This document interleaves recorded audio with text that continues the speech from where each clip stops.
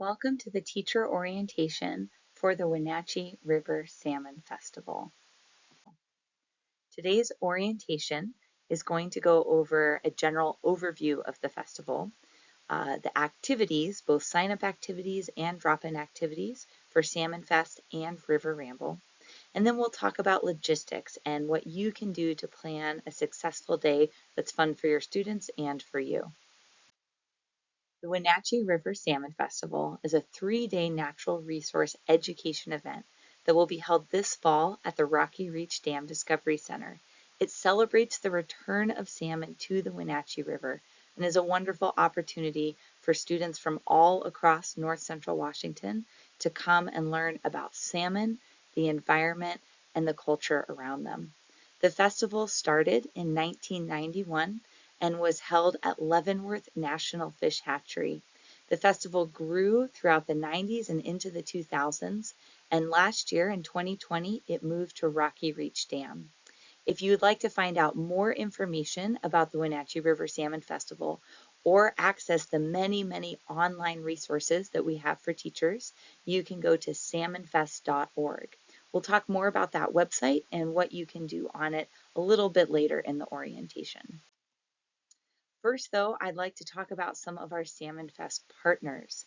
Now, many partners and volunteers help make this event possible every year, but a lot of the behind-the-scenes planning that happens for months ahead of time before the festival is done by the core team. You can see the members of the core team on the slide here. First and foremost, the Friends of Northwest Hatcheries is a local nonprofit that helps support education programs at national fish hatcheries all across the Pacific Northwest. Chelan County PUD is hosting the Wenatchee River Salmon Festival this year at Rocky Reach Dam, and they also have helped so much in the planning and organizing of the event and help run some of the most popular activities.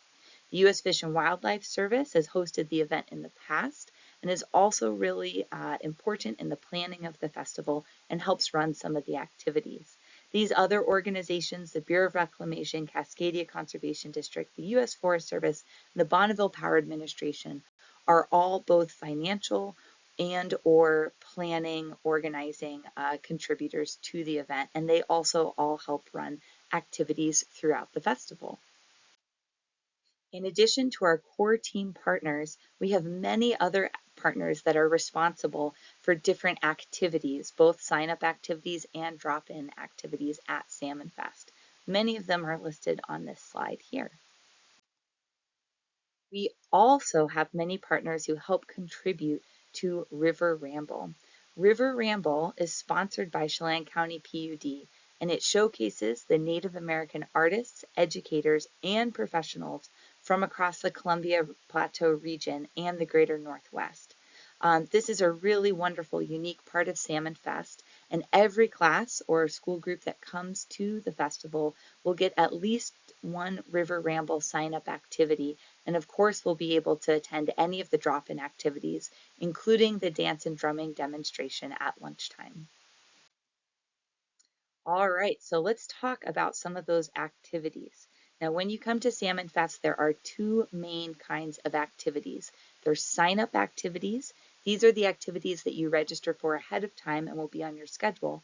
And then there's also drop-in activities. And these activities are open and available all day while you are at Salmon Fest. This map is from last year's Salmon Festival, so some things are going to change on it for this year, but I'm going to refer to it throughout the orientation today just to give you an idea of the festival grounds and where different activities will happen. You'll see on this map that the activities are identified either in orange or in blue. So on this map, the orange activities are drop-in activities. Those are ones that you can go to at any time, while the blue activities are the sign-up activities.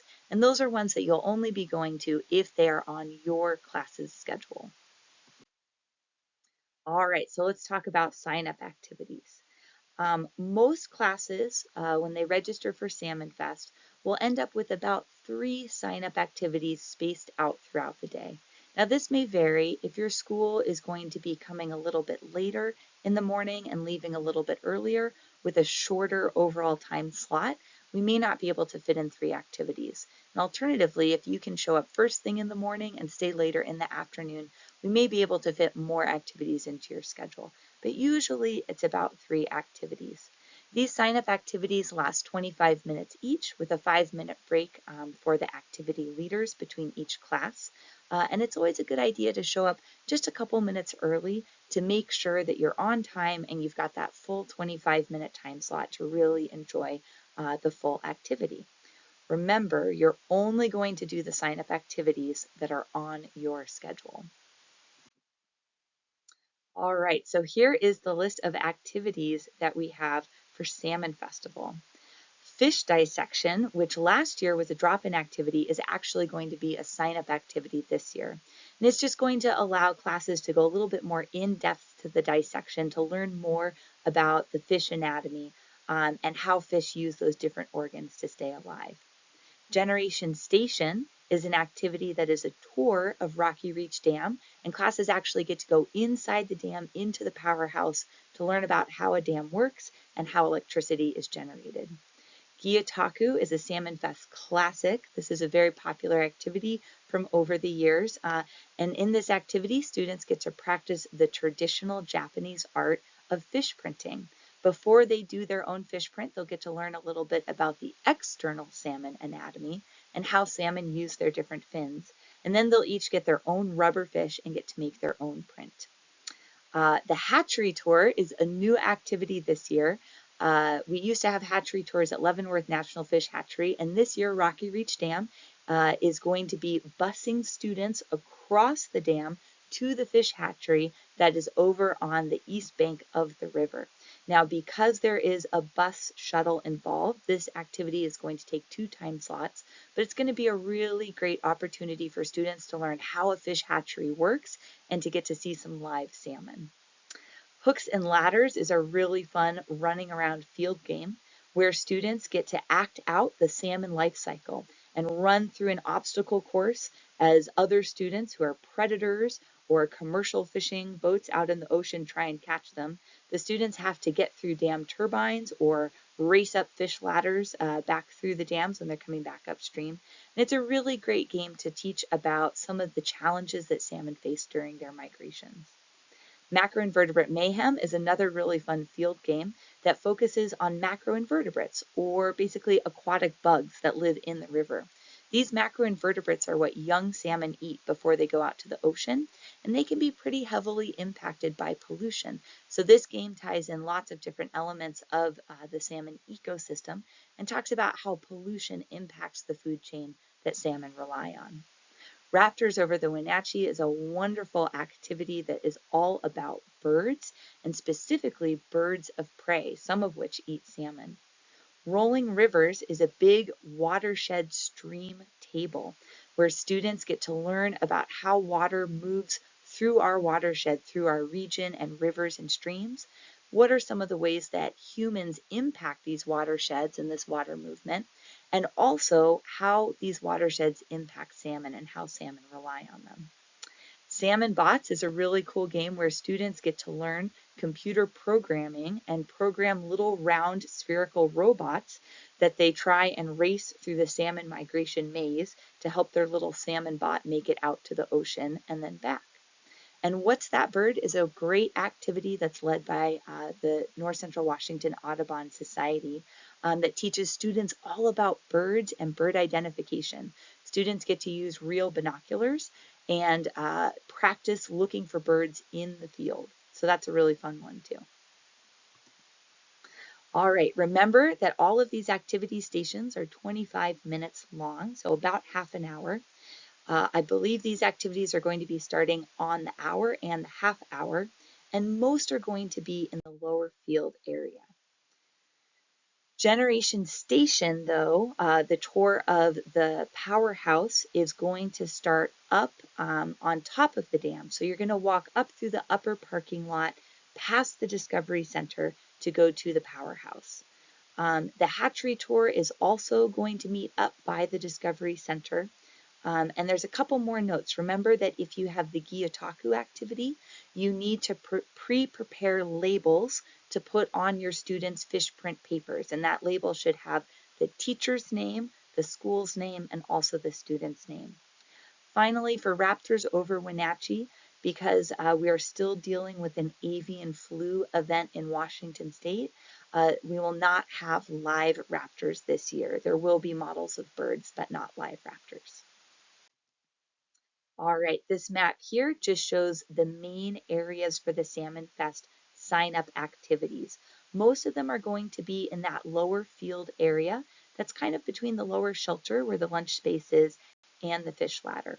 But again, a couple of them are going to start up above the upper parking lot at the Discovery Center or across that little bridge on the dam to get out to the dam powerhouse. And if you've got one of those activities, either the hatchery tour or the generation station, make sure to give yourself an extra 5 minutes to walk up to that upper part of the dam. All right, let's talk about River Ramble activities. So again, River Ramble is the part of Salmon Fest that celebrates Native American culture, and we've got a lot of really great activities this year. There are 2 different kinds of traditional canoes that will be highlighted in the canoe station. Cordage making is going to be all about using natural resources, natural fibers to make cord. There's a wonderful language station where students will get to learn greetings in different plateau languages. Lithic technology, or rock technology, focuses on flint knapping and also atlatl throwing. Plateau fishing is all about fish and the traditional and modern customs and technology around fishing for salmon in the Columbia Plateau. Sally Bags is a new station this year that is all about the artistry and craftsmanship and uses of Sally Bags. Salmon Dance and Ethnobotany is also a new station this year, but being run by some old Salmon Fest friends who have been to Salmon Fest for many, many years. Students will get to do a salmon dance and then also learn about the different uses of plants. Stick Games is going to be a fun one where students learn traditional cultural games. And storytelling, of course, is always a favorite one where students get to hear different stories from a Native American storyteller.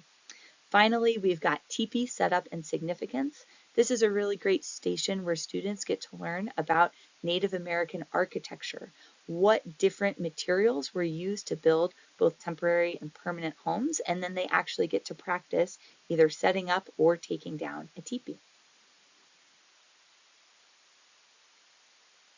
All right, these stations are also each 25 minutes long, and all of them are going to be in the upper field area near the main bus parking lot and the bus drop off and pick up. So if your school is arriving by bus, you will be arriving close to the River Ramble stations. And you can see on this map right here where the big blue circle is, that is going to be the River Ramble area of Salmon Fest, just like it was last year. All right, so a quick review of sign-up activities.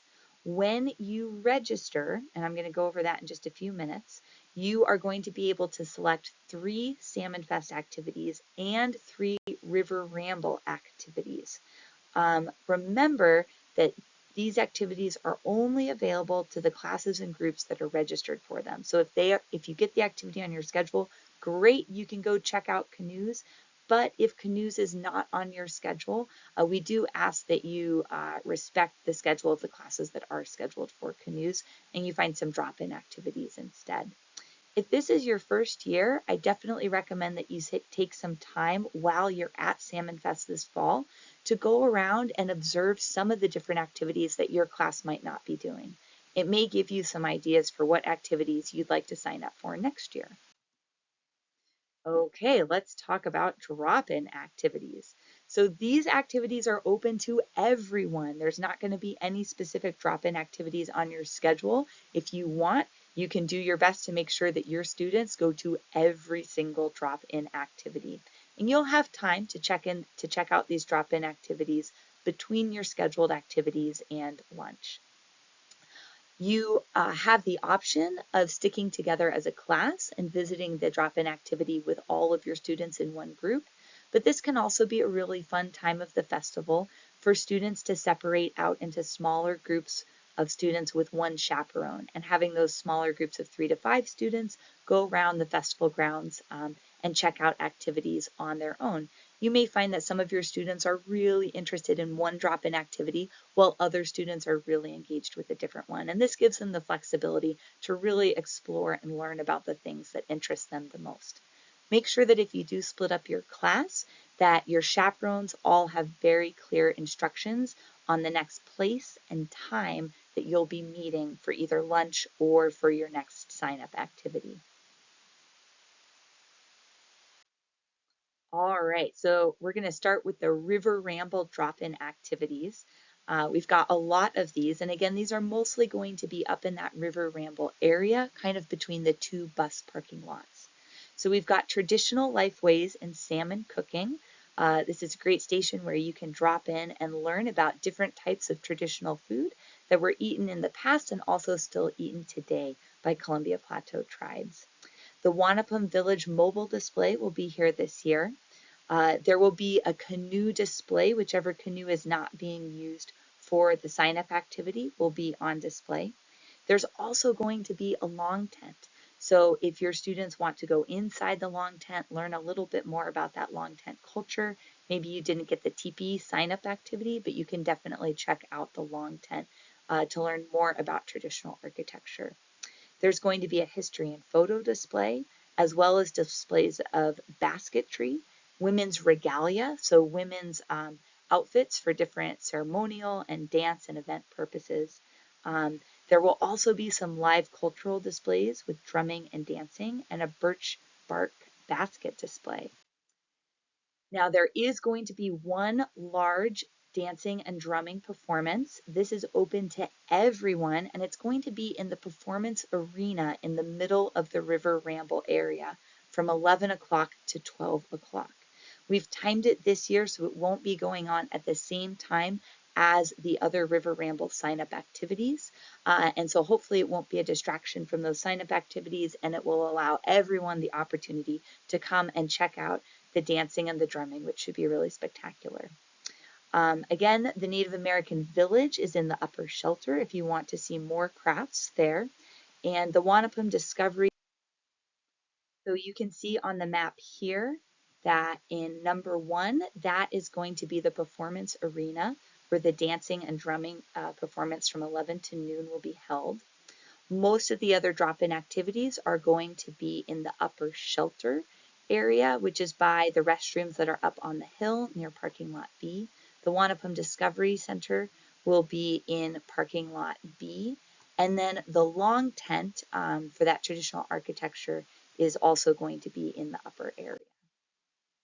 All right, so let's talk a little bit about our Salmon Fest exhibitors.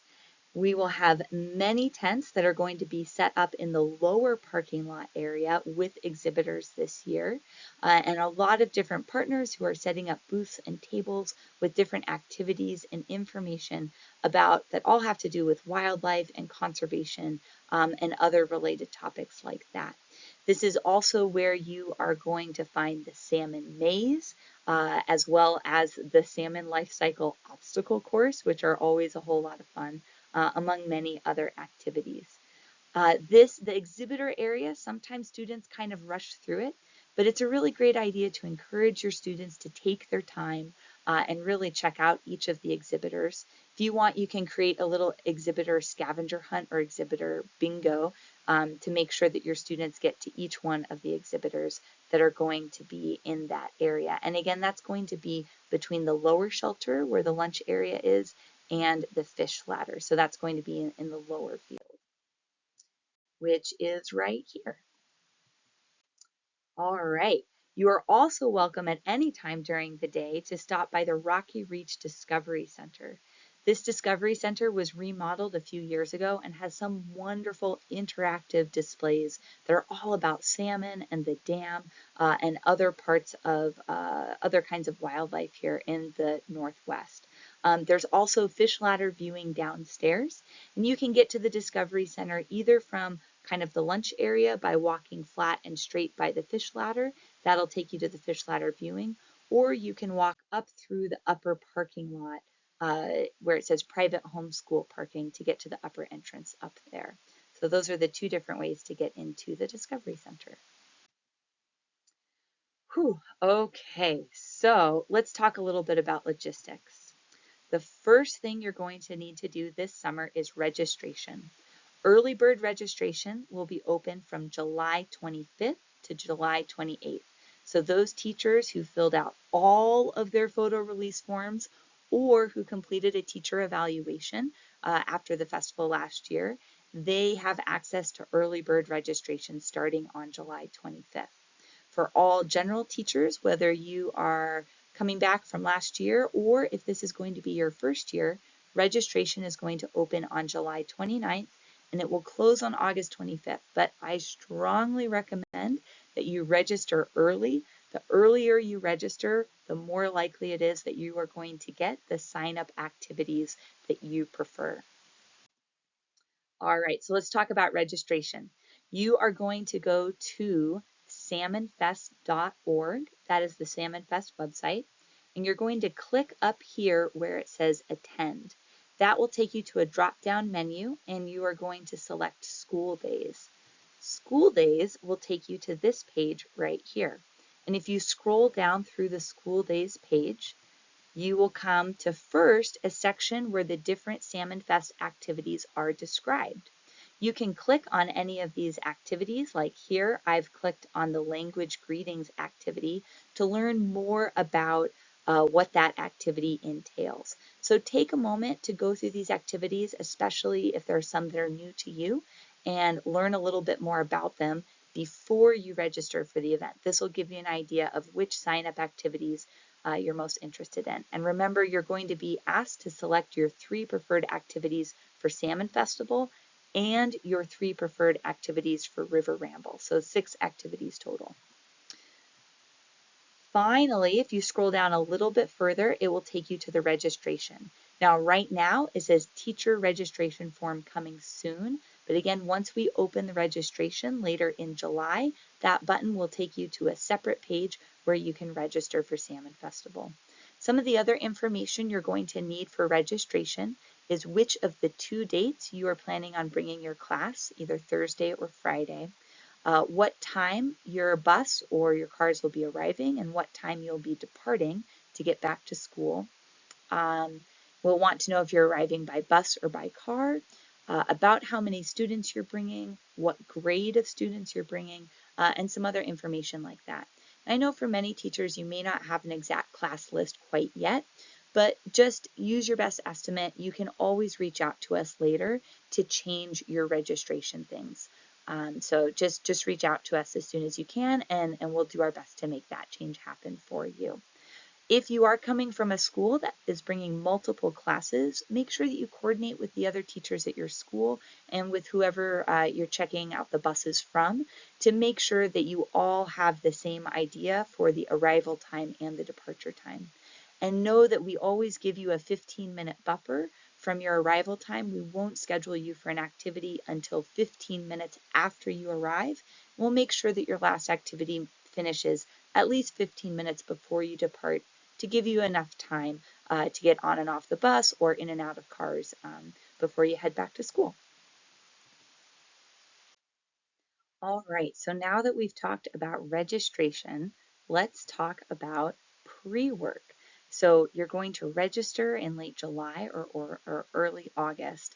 And then towards the end of August or early September, you are going to get your schedule, which will finally tell you which of the sign-up activities you are registered for. Now, when you get your schedule, you are going to be able to go back to the Wenatchee River Salmon Festival website at salmonfest.org. Again, you're going to click that attend button and select school days, which will take you to the school days page. Go ahead and scroll down past the registration section, and that is going to take you to a section that is all about teacher resources. We are going to upload the new festival map here. You'll have your parking instructions, photo release forms, and teacher tidbits, which is a lot of great tips about how you can prepare for Salmon Fest. But right under teacher tidbits is a button called Salmon Fest curriculum. Now, if you go ahead and click on that, that is going to take you to some of the festival curriculum that we have for both sign up and drop in activities. Now this, you can click on the different curriculums, they'll take you to PDFs, and they've got activities both before you go to Salmon Fest and also activities for after you've attended the festival and you're back at school and you just want to dive into some of those topics a little bit more.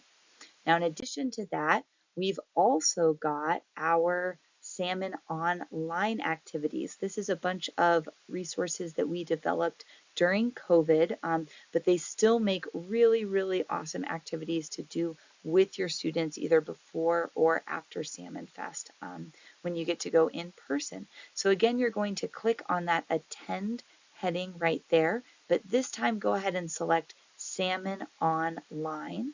This will take you to the Salmon Online page, which has a bunch of videos with different activities and different things for students to do. So make sure that you check out those resources before you come to Salmon Fest, because again, you might want to give your students the opportunity to hear some of the new vocabulary or just do a little bit of pre-learning on some of the topics that they're going to learn about. That is going to allow them to really be more engaged and get more out of the activities that you're actually going to get to do during the Salmon Festival on the field trip.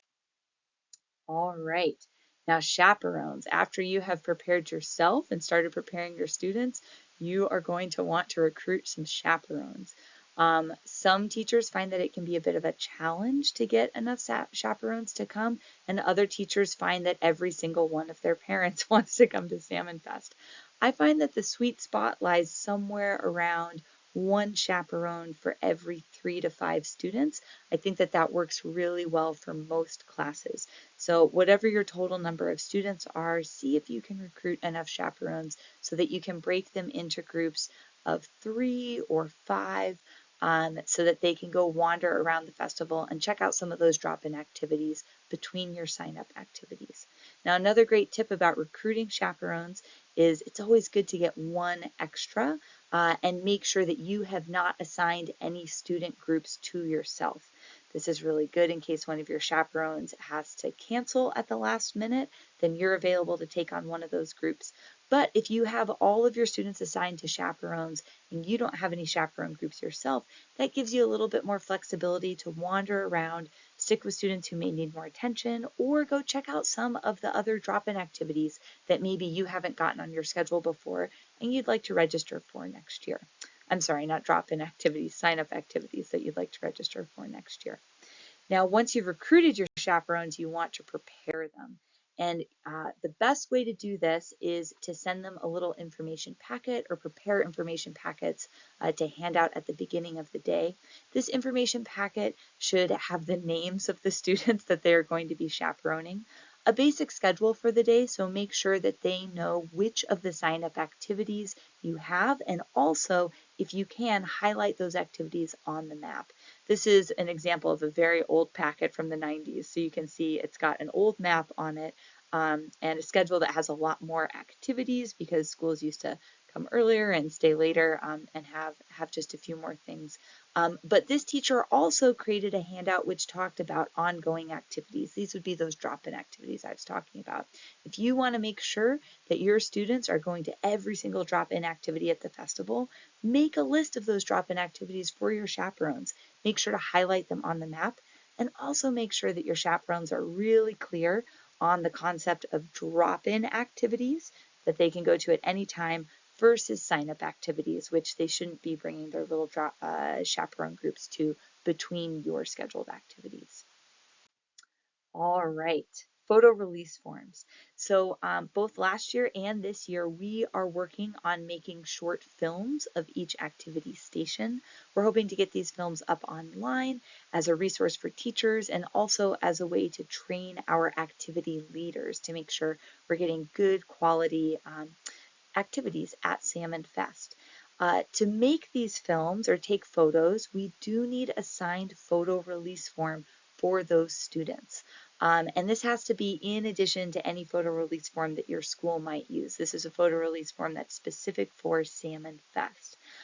If you know for a fact that one of your students is not going to be able to sign a photo release form, or their parents won't sign a photo release form, don't bother. We're only going to be taking photos and videos of classes that we can get all of the photo release forms for.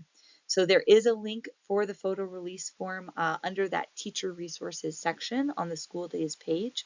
And it's just going to take you to this PDF, which you can download. It's English on one side and Spanish on the other side. So it should be accessible for most of your students' parents.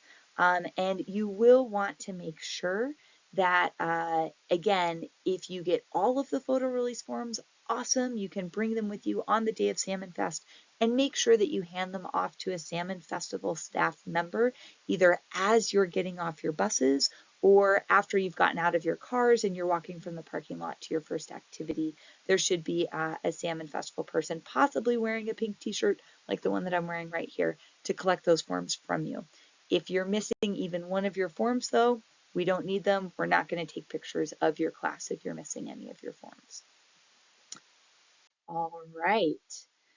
So that's all of the things that you need to take care of before Salmon Fest. Let's talk about having a really successful day at Salmon Fest. If you are able to have all of your students wearing name tags, that is super, super helpful, especially for activity leaders. A lot of our activities are really participatory, and we want to get high student engagement. We want the students to be interacting, and it's a lot easier for our activity leaders when they can call on different students by name. If you want, you can even include your name or your school on there in the event that we have a lost student. Sometimes it's really helpful to have that information on their name tag. This is towards the beginning of the school year. Some students may not have memorized their teacher's name, or if they're at a new school, it's really stressful to be lost. So they may just not remember in the moment. And it's really helpful for Salmon Fest staff to help reunite students with lost students with their classes if that information is on their name tag. But even just a name is awesome. We love name tags. All right, you'll want to make sure that your class is dressed for the weather. We run the whole gamut of weather in September, from super hot and sunny and 80 degrees all the way to cold and rainy and 60 degrees. And so just make sure that you are dressed to be outside all day. The vast majority of your day is going to be outside. There's a couple sign-up activities that are inside buildings. And of course, the Discovery Center is inside, but the lunch area is outside. Everything else is outside. So definitely make sure that you're dressed for the sun, dressed for the rain. Make sure your chaperones know that too. I'd also recommend, if you can, get students to wear closed-toed or lace-up shoes, something that's good for running around in. You're going to be doing a lot of walking today, especially if one of your sign-up activities is the field games and you're going to be running around for that. It's great to not be running around in flip-flops or sandals. All right, have everybody bring a water bottle. We will have water refill stations around the festival grounds, but it's hard to use the refill stations if you don't have a water bottle. We will have paper cups there, but we really try and be an environmentally friendly festival by making sure that folks are bringing their own water bottles and using those containers instead of using disposable containers like paper cups. And finally, lunches. You have a couple different options for your lunches. You can either have all of the students bring their lunch and carry them around in their backpack and be responsible for their own lunches, or you can have your students, all of the lunches together in one container, and that container can be handed off to festival staff when you arrive. So right here on the map circled in green is the lower shelter where the lunch area is. The festival is open, so if you would like to eat your lunch somewhere else, you can, but that's just a really convenient covered area with shade and protection from the rain and a bunch of picnic tables.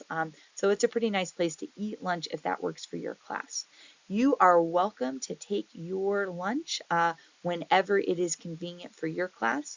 A lot of our a lot of our sign-up activity stations will be taking lunch between 11:15 and 12:30, sometime in there. So that's usually a good time for your class to take lunch too, but it's flexible, it's up to you. All right, let's talk a little bit about when you arrive and where the different vehicles are going to go.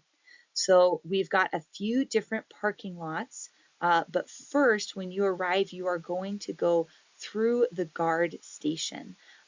When you get to the guard station, they're going to be able to see if you're in a bus or in cars. If you are in a bus, let them know if you are just dropping students off and leaving, or if you're going to be parking and staying for the day.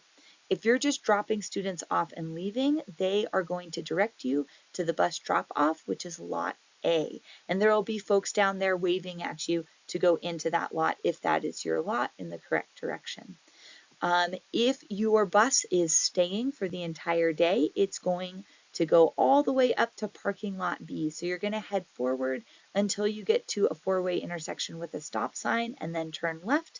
And as you start to go up the hill, you're going to turn left again and go into that upper parking lot B.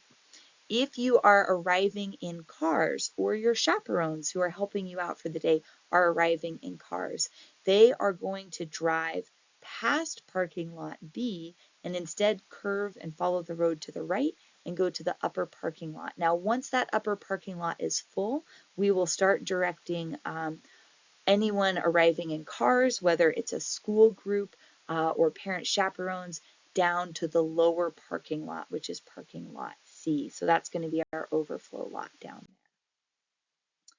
there.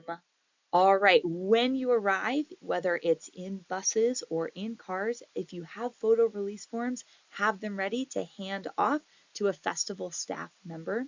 Also, make sure that you're able to tell someone if your lunches are in backpacks or if they are in bins or coolers. And do remember that if your lunches are in a bin or a cooler and you're having festival staff carry them over to the lunch area, that they are properly named with your, or properly labeled with your school name. That's really, really important. We want to make sure that we get those bins or coolers back to your buses before you get back to your buses in the afternoon to make sure that you can leave on time. So make sure that those are labeled. I like to use just the biggest piece of printer paper that I have. So 8.5 by 11 is fine, but if you have an 11 by 17, even better. And just write the school name on there really clearly so we know exactly which bus to put those lunches back on. All right, finally, if there is a medical emergency at any point during the day, we do have a first aid station and we will have EMTs at that station throughout the day. That's going to be up at the STEM Center, so kind of on the way up to the bus parking lot B and near some of the River Ramble activity stations. So that will be up in that area. Also, if you are separated from your student or missing a student at any time, that is going to be the place where you will go to collect any lost students. That's where we're going to take lost kids. All right. Oh, and there it is circled on the map for you. Okay, so that concludes our Salmon Festival orientation. I hope it's been useful. This is your first festival. I know it's kind of a lot of information to take in, but you're going to have a great time. It's a really fun event. Students really love it. For those of you who this is a repeat for, thanks for sticking with me, and I hope that you're ready now to register when registration opens later in July. If you do have any questions at all about registration or really anything about the festival, you can contact our education coordinator at education@salmonfest.org or by calling 509-548-6662 and choosing extension 226. All right, it's been lovely chatting with you today, and I hope that you have a great time at Salmon Fest.